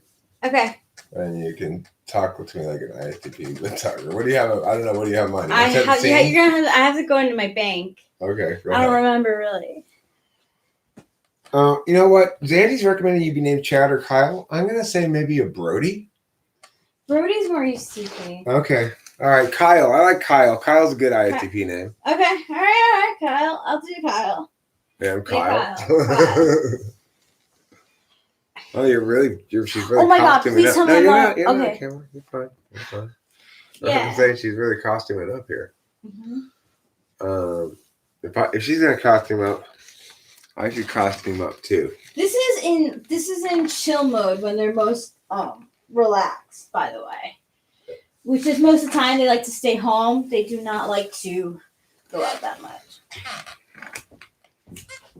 I'll be male ESFJ. Hey guys, really great to see you. This is like Fred from Scooby-Doo. Come on, gang, we can do it. Like that's the male ESFJ archetype, I think. And I was saying to Rachel the other day, we could all use a Fred, right? We could all use a Fred in our life to say, come on, gang, if we all work together, we can do it. We'll get it all right. We'll be fine. Wouldn't we all benefit from having a Fred? All right, Kyle, is that you? No, I'm not. I need to wear socks with my sandals because they keep my feet warm. Do you need a Didn't you learn that when you're playing sports? Do you want a cap? Yeah, but I don't think they wear caps. I don't know. Mine never did. Oh, he did, because he was.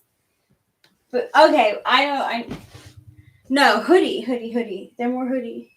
Right, hiding. Right. Your right boob actually hurts. Why does your right boob hurt? Is that the one you've been playing with? Using the breast pump on? Where are their socks? Here. I think Fred is an ESFJ. He's just too positive, too warm. Who's Fred? Fred from Scooby-Doo. Yeah, he's ESFJ. He could be a P because sometimes he does airhead things, but definitely I'll go check over here. Velma, you go explore that way. Exactly. Scooby and Shaggy, why don't you check out in the back? Oh, come on, guys. You can do it. Is your... I know, Winston's mom. We've played with it a little bit already. I caught a turtle again. Thanks a lot. I've been trying not to catch any turtles, and you immediately caught a turtle. Yeah, you did. Literally. Mm-hmm. I'm saying it in the right way. You are, unlike my dad. Really? What did he say today? He did something literally that was not literal.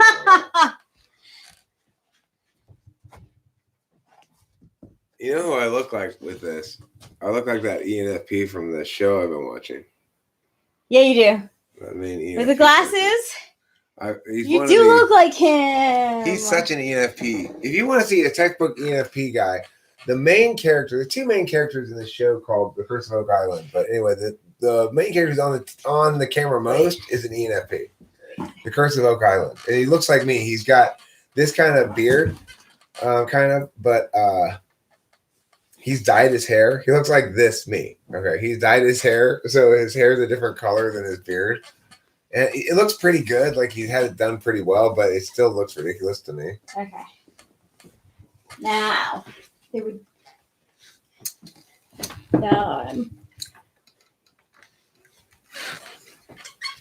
Yeah. Oh, hey. Hey, Kyle. Welcome. Good to see you here. Good to see you too. What's up, dude? Not much. You want a beer? Yeah. Here you go. I love beer. So what you been up to? I've been going to classes. I've been an apprentice, been driving. I have my own car now. And what kind of car you got? It's just a van. It's a work van. They let me drive it alone so that I can go from place to place. But it's nice being an apprentice right now. Well, it sounds like you got a pretty sweet deal going on there, bro. Yeah, it is pretty good. So, Judy told me you were pretty mad about something the other day. You want to tell me about that? What was she saying? Well, I guess some guy probably came at you or something at the store, and that you really, it was, you were pretty mad, I guess. Yeah, I mean, the dude cut me off in line. I don't like waiting in line. I think that if you're going to be waiting in line, you should be waiting in line and not cutting people. Just because you have one thing and I have 10 things. Actually, I'm sorry, it was the opposite. Right. He wanted to cut me because I had one. No, I wanted to cut him because I had one thing. I just thought it would be more logical to go in front of him. Yeah, that can be real tough sometimes. Yes, ESFJ platitudes. I think nothing about. I don't know what an INTJ is. Okay, well, what she's talking about, you know how Bobby is really kind of robotic seeming and into computers and stuff. He's an INTJ. He's she's saying, what do you think about people like that? I think they're great. I think robotics are part of the future. I really like Terminator. I think Terminator is a great movie. How do you feel about the way the country's going in general? I mean, fuck Trump. Fuck the system. He's not my president. My dad voted for him, but he doesn't do anything. He tweets. What president uses technology like that? Pretty good, Rachel. It's pretty good ISTP. I feel like, oh dear Lord. Right? That is. The thing is, you had better FE than the ISTP. Some of your answers were more expansive than their answers. Yeah, they would have been. No. No. Yeah. Oh, can I? Yeah. I don't really actually remember talking politics with the ISTP at all. Thanks, Yeezy. Is it common for male ISFJs to act like ISTPs in conversation around people they don't know? Possibly. I mean, the thing is, what you got to remember about Alpha Quadrant is all of them are actually quite intuitive about FE. Yeah. All of Alpha Quadrant is. And I knew I was using too much FE too, because I'm like, because I was thinking of this. One of my friends, she was an ISTP for sure. And she used to, when she thinks, she would like actually like lay. She would sit back like this and be like, "Yeah, you know, I'm going to nursing school, and it's going really good. I'm really happy there. Like, I'm really loving it, but." Like I have to drive myself, and you know, like things are going on with my mom, and you know, and that would be it. Now I'm gonna do my impression of an ISFP. Yay! Oh, There it is. That's my impression of an ISFP. oh. It's a kitty sleeping.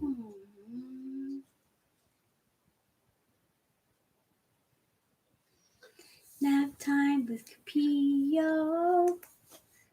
Now I'm gonna do my impression of an INFP in a typing session. So, would you say you generally, if people like somebody cuts in front of you in line, that you are likely to react by confronting them or by just sort of letting it go, or what? Ooh, it really depends. It really, really depends. I see. And what do you think is a more important value to you, authenticity or justice? Ooh, do an ISTP. Oh, it really, really depends. Do an ISTP? Yeah, you do ICJ. I'm Do an sorry. ISTJ. ISTJs are hard to do. They're very specific to themselves. They have some qualities of just generally not being very expansive verbally, but they share with ISTPs and ISTPs in that regard. And that can be very not the case. Like Cameron can be quite expansive when he's got the right listener. Yeah, like I have a cousin who goes, "Hey, did you know that in World War I, this cannon was used 7 times for this one battle on the ground, and it changed the whole spectrum of the war because this one weapon did this to that thing, and that thing changed the whole story. Don't you think that's interesting?" And I say, yes, I do think that's interesting. And then why did they use that? Yeah, and they go, yeah. ISTJs like having some time to talk it out on their own terms about their own subjects, where they're not having to improvise on the spot at all. And ENTP acting as an INFP sounds pretty good. Are all ISTJs obsessed with one thing above all? No. No. But they do. ISFPs are likely to go, okay, that's enough words. I need to really think about this for a while. After talking to me for like 30 minutes, 40 minutes ago, okay, you're explaining too much. It's too many words. I need to process. They can't. The things they have. I would say the things that they have, subjects that they enjoy are very limited, and they know a lot about those things. So it may seem like an obsession. It is a type of obsession, I guess you can say, but it's more just like incredible interest. They also have incredible interest in people as well. So they're not afraid. If they like you, an ISTJ is going to ask questions about you. How good is the memory of the ISTJ? I would say they have a good long-term memory, or maybe short-term memory. It's okay. You come in. I actually got to answer. Is SI good memory? Oh, SI DOMs have a very they include a lot of long-term memories in their experience. Yeah, you're right about that. So what that means is, do they remember things well? Not necessarily, but they include a lot of past experiences in interacting with present experiences. So Cameron will often tell stories from long ago. When he draws associations between things that happen now, he's likely to associate from things from his own past. Yeah. Rachel's less likely to do that. She still does some associations, but she's more likely to make a universal association. Yeah. And you can see the difference between NI and SI, because when Rachel wants to know about her own experience, she looks to the internet to tell her things about it. Sometimes. I do. This is true. And because I think even Frank James said that, like, INFJs have very poor understanding of their internal world. And then you look at somebody like my dad, he looks to the personal experience for universal truths. So if you ask him, what's the best car company to use? He'll tell you the car company that he uses, regardless of if he's tried a lot of different ones or not. It's not like he's just finding out, well, I've tried all these different ones. He's like, well, I've had a good experience with these guys. Yeah. So that means they're the best. Well, that's not an NI. That's a terrible way to answer an NI question. Well, and for Zandy, yeah, it's like past memory stuff. Like they're great with history. History they know a lot about. They don't forget a lot of. So I guess you could say they have a good memory because they don't forget a lot of important things to them, but they can miss appointments and stuff. Look, like I feel like they can be scattered. Yeah, look, think about it like my dad, right? He's already told Rachel the same story multiple times. Yeah. Now Rachel has not known him for that long, only 7 months, and only been here for those months, probably 5 of them. Yeah. And yet she's heard several of my dad's stories multiple times now already. Yeah, and I don't lie, I tell him when he's told me a story before because I don't like lying. And my dad's got pretty decent 8-slot FE. Yes, right? which he doesn't want to annoy you. Even to the point where he's too stories cautious. that I don't know, he's like, oh, you've probably heard this before. And I say, no, this doesn't sound familiar. Like, so you'll know he doesn't necessarily remember well whether he's told Rachel before. Correct. But he remembers the same story he's told a million times before because he's told it a million times before. Correct. That's SI. It repeats to itself things. They get more, let's pull this down a little bit. Yeah, like that. Right? Yeah. Oh, they got all bunchy. Oh!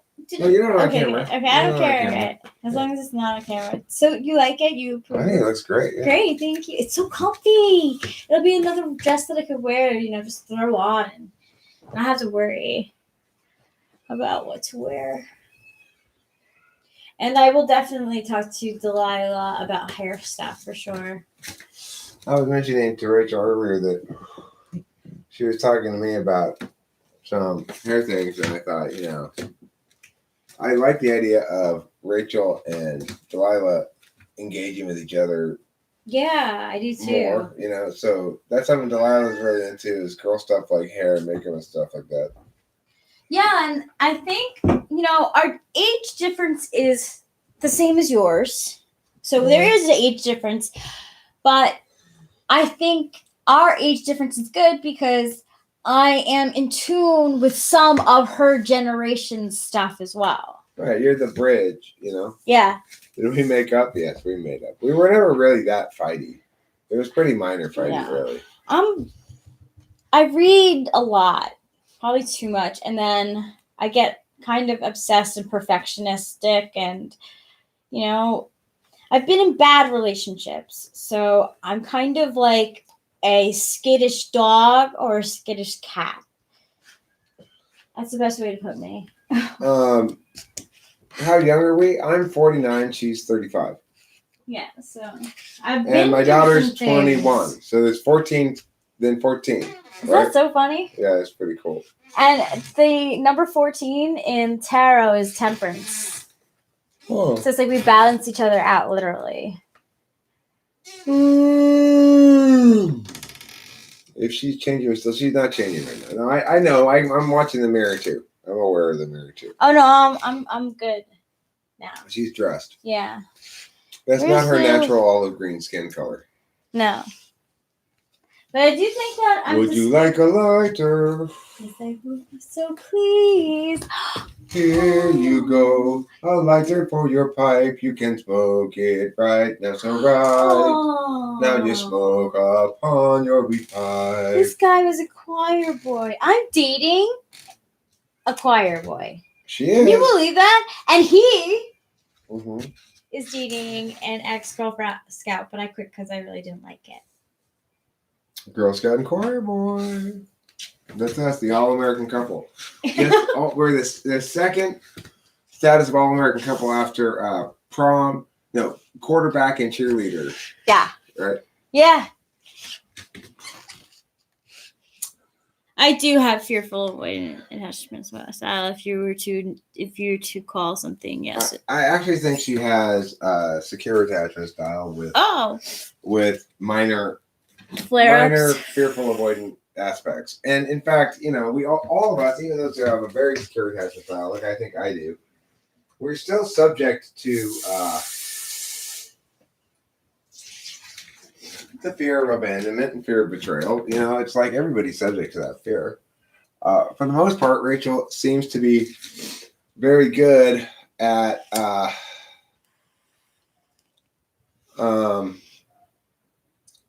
being in a healthy relationship. Occasionally, some old shit flares up and causes us problems. It's not just her old shit; it's mine too. It's like I recognize what is going on. Like that, this is not really about me. This is about her fears. It is. But I insist on taking my pound of flesh, which is basically, well, you said yeah, so that means you don't want me, kind of thing. So, it's me being childish, it's her being childish, and us both living out problems that are not extant of, that looks so, like, almost completely natural, except the color's not quite right, but it's so close. It is close. Oh, we need a character out of this. This just seems like a win. It is very close. I think her name is Patricia. Doesn't she seem like Patricia? I'm Patricia, but you can call me Patty. Like that kind of character. You can call me Patty or Pat. I spell like P or P Tatty. P Tatty.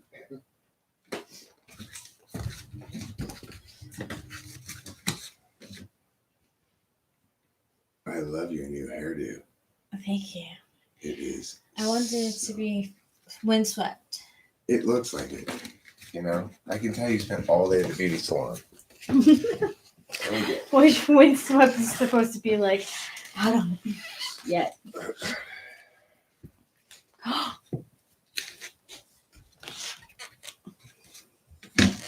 Patricia is an ENFJ. Look, this is like secret agent. Yeah, it really is. All right, listen. I'm going to go up in there. I'm going to take out those two guards. I want you down here below, and you sneaking in from around the back. Time our watches together. Yeah, Patricia. I walk right in front of it. Patricia shows up. Hey, what are you guys doing?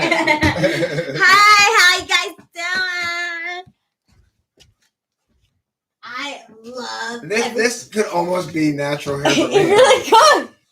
Hey guys. Yeah, I got a full head of hair. I'm feeling a lot more confident now. Feeling like, wow. You look fantastic.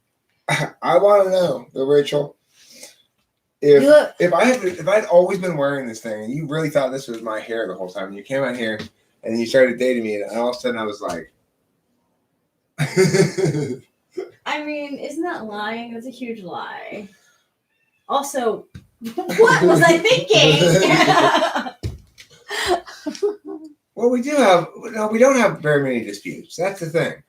We have moments of hurt feeling stuff going on and fear,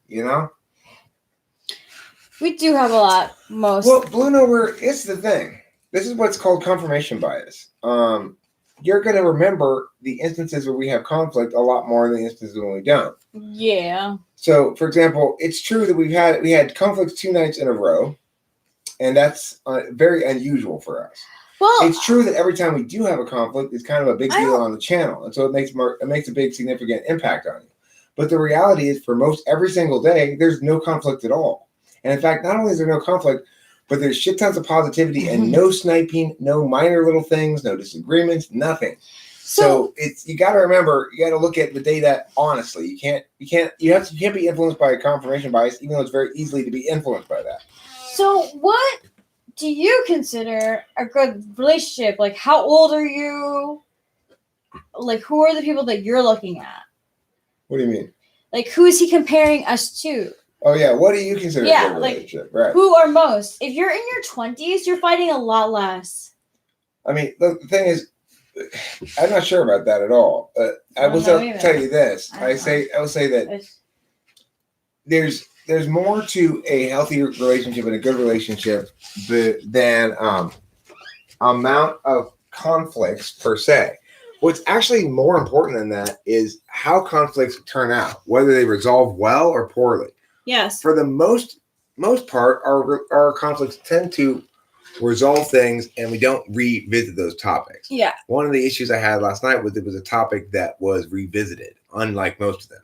The other thing is, Blue Note, where unlike everybody else, we are very active in but see here, Blue Note, I want you to understand. So unlike everybody else, we are active in talking about all the narratives of our relationship, and we are fair and honest with each other. Yeah. The bad moments are pretty hectic. That's true. We're also very public. But the thing is, that's the other thing is when you are transparent, you open yourself up to criticism. I respect that. I open myself up to this criticism, so I'm not trying to condemn you for criticizing. I am trying to convince you that you're wrong about this. I've been in a lot of relationships in my life, or at least a fair number of them, and Rachel even more than that. And I can tell you for sure, with an objective calculus, this is the best relationship I've ever had. Yeah, me too. And the bad moments are hectic, and that's despite that. Yeah. It's despite the fact that Christmas was a mind fuck. It's despite the fact that this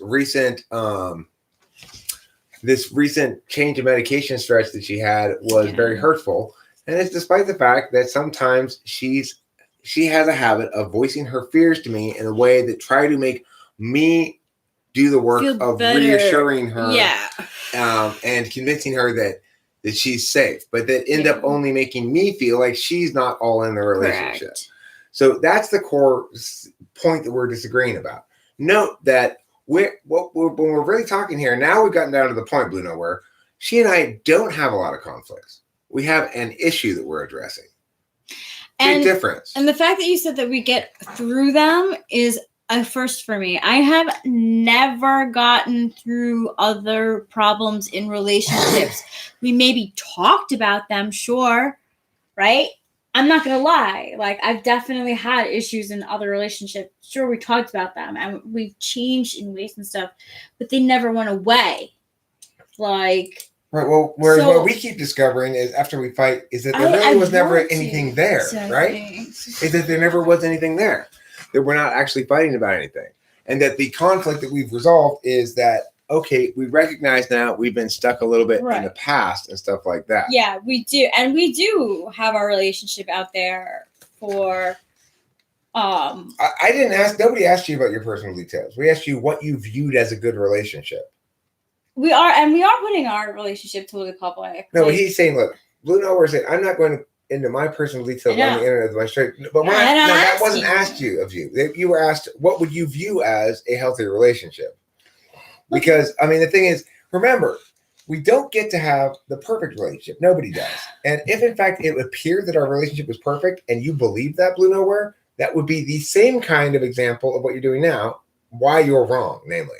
Because a relationship that appears perfect is definitely imperfect. Yeah. A relationship that appears human, like ours, in which two honest people are honestly dealing with problems and talking them out. Yeah. This is what a healthy relationship looks like. Look, it's not perfect. It's not. Also, I moved from New York, so I'm still not familiar with the area, and I'm dealing with a sleeping disorder with new medications in a place where I'm unfamiliar with a lot of stuff. And from her own perspective, quite disempowered, right? It's like, here she is kind of at my mercy. Now, it may turn out that I never exploit that against her at all. And in fact, I want her to feel as much ownership of everything as I can make her feel, you know? But it nevertheless is the case that this is an incredibly challenging stress test for a relationship. Yeah, it is challenging. You know, like, I mean, the thing is, it's a challenging stress test. Yeah. I don't find it a challenging experience in general being with you. No. I find it very easy. So what I'm saying is, if you want to find out if two people are compatible and meant to be together and having a healthy relationship, stick them together for 7 months, you know, put them together, force them to live together in one room for 3 months, then rip one of them apart, send her away for a couple months, and see if they still want to be together. Yeah. Then bring her back and have them live together again for a few more months. And at no point have them live and be together in separate housing locations, and add in a bunch of other shit like her family drama and all this other stuff and the you mental could illness stuff and never everything. predict that two people like that would go like that. If you put any other two people under that stress test, they would be at each other's throats right now. Yeah. They would be ready to kill each other. Whereas we are madly in love. Now, that should prove to you something, Blue Nowhere, if you want to be honest in your assessment of things. And Sound Artist is right. No, there's no such thing as a perfect relationship. I don't think so. I think that there are great relationships and good relationships, stuff like that. Perfection is something that is different for everyone. And I also agree with Zandy that if there was a couple who never had an argument or conflict, I'd be worried. It would be suspicious. We're all different, and even the best of people will have conflict. It's true. I mean, the thing is, I do think there's a perfect relationship, and that the perfect relationship includes lots of imperfections. Yeah. So in other words, we have the perfect relationship. Why? Because there's the right amount of fighting. We wouldn't want to have no fighting because, first of all, it reignites an emotional intensity between us that sometimes is going to fade in the absence of some sort of catalyst in that regard.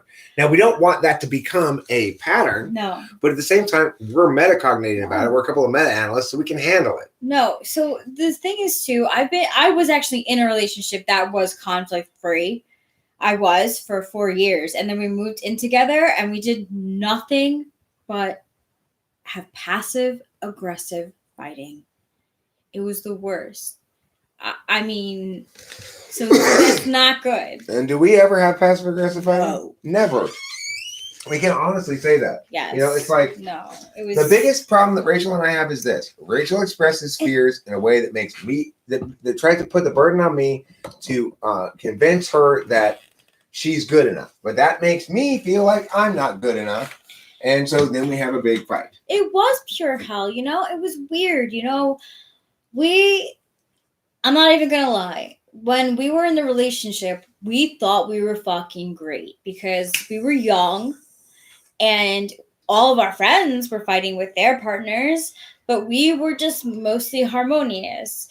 Yeah, well, you know, sure we were, but there were things that were bothering me that I never confronted because I didn't want to have that label of being in a conflict relationship, and it ended up rotting some of the relationship. So, like, I learned that my pride in having no conflict in a relationship really, really, really did an injustice to a relationship that. Her partner was ENFJ. Yeah. And the other thing to remember is I have a very unique opportunity in being with Rachel because most INFJs aren't compelled to lose pride in the fashion that she's compelled to lose it by virtue of her sleeping disorder. Mm. So, you know, she periodically has to come on here and be like, I'm embarrassed. I wish I hadn't done that. It is embarrassing. And that's fucking absolute torture for an INFJ. So but here's the thing. There's something very evolving about that. She has a different level of relationship with mistake making than other INFJs who typically abhor mistake making. You know, Rachel's had to acknowledge that people make mistakes and learn to forgive mistakes in others because she makes mistakes herself. He is on the money with all of that. I really actually did have to learn that. As a kid, I was not like that. 10 years ago, I was not like that at all. Now I am a changed person, and I can absolutely say that. I own up to my mistakes. And I know that tonight. You saw it tonight as she made a little bit of a misstep here, FE wise. Yeah, I did.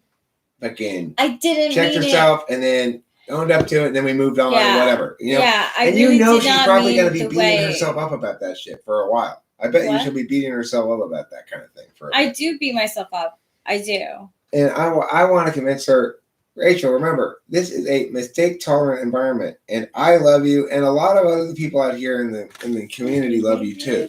Some I of them, love there them. are some haters in the community. Don't get me wrong, Right. but don't let them get you down because remember, you are very loved, and for me anyway, you are permanently and unconditionally loved, basically. Well, Which is you can't cheat on me, obviously. right, and I don't want to. That's just so fucked I know up. you don't. I'm not even worried about it. No, I want to be honest. I really do. Can I be honest about like my past with that? Yeah, like you sure, are. go for it. I've cheated myself. I cheated on a partner back in 2012, and I fucking hated it. It was such a huge lesson that I had to go to because like up until my late 20s, I was always a girlfriend. Like I was always someone's girlfriend. I had maybe like a year where I was just single, but no, I was always a girlfriend. So I was in this relationship with a guy who was also cheating. I found out that he was like talking to and setting up meetings with other girls on Plenty of Fish, but I wanted to give him a second chance, so I did. But I wasn't happy with the second choice, so I cheated on him, and it was one of the worst experiences I have ever experienced. I felt so much guilt, so much that the following year after we broke up, it was like nothing but like having to learn about myself in like really deep fucking ways. And it's nothing that I would ever want to do ever to anyone again because everyone involved gets hurt. Everyone. Yeah. That's the thing. If Rachel and I have the same conceptual framework regarding cheating, I'm not worried about her cheating because of that framework. And she is, I think, not worried about me cheating, but keeps thinking, but I have to worry about something in that area, even though she really doesn't.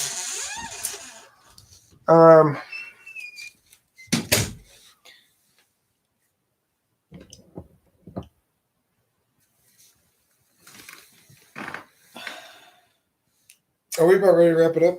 Yeah, sure. Yeah, I didn't realize it was even. Yeah, I'm ready to wrap it up. Yeah. So thanks everyone for being here. Yeah, thank you. For Gueto Nato to eat plenty of chizo, as they say in Spanish. And stream.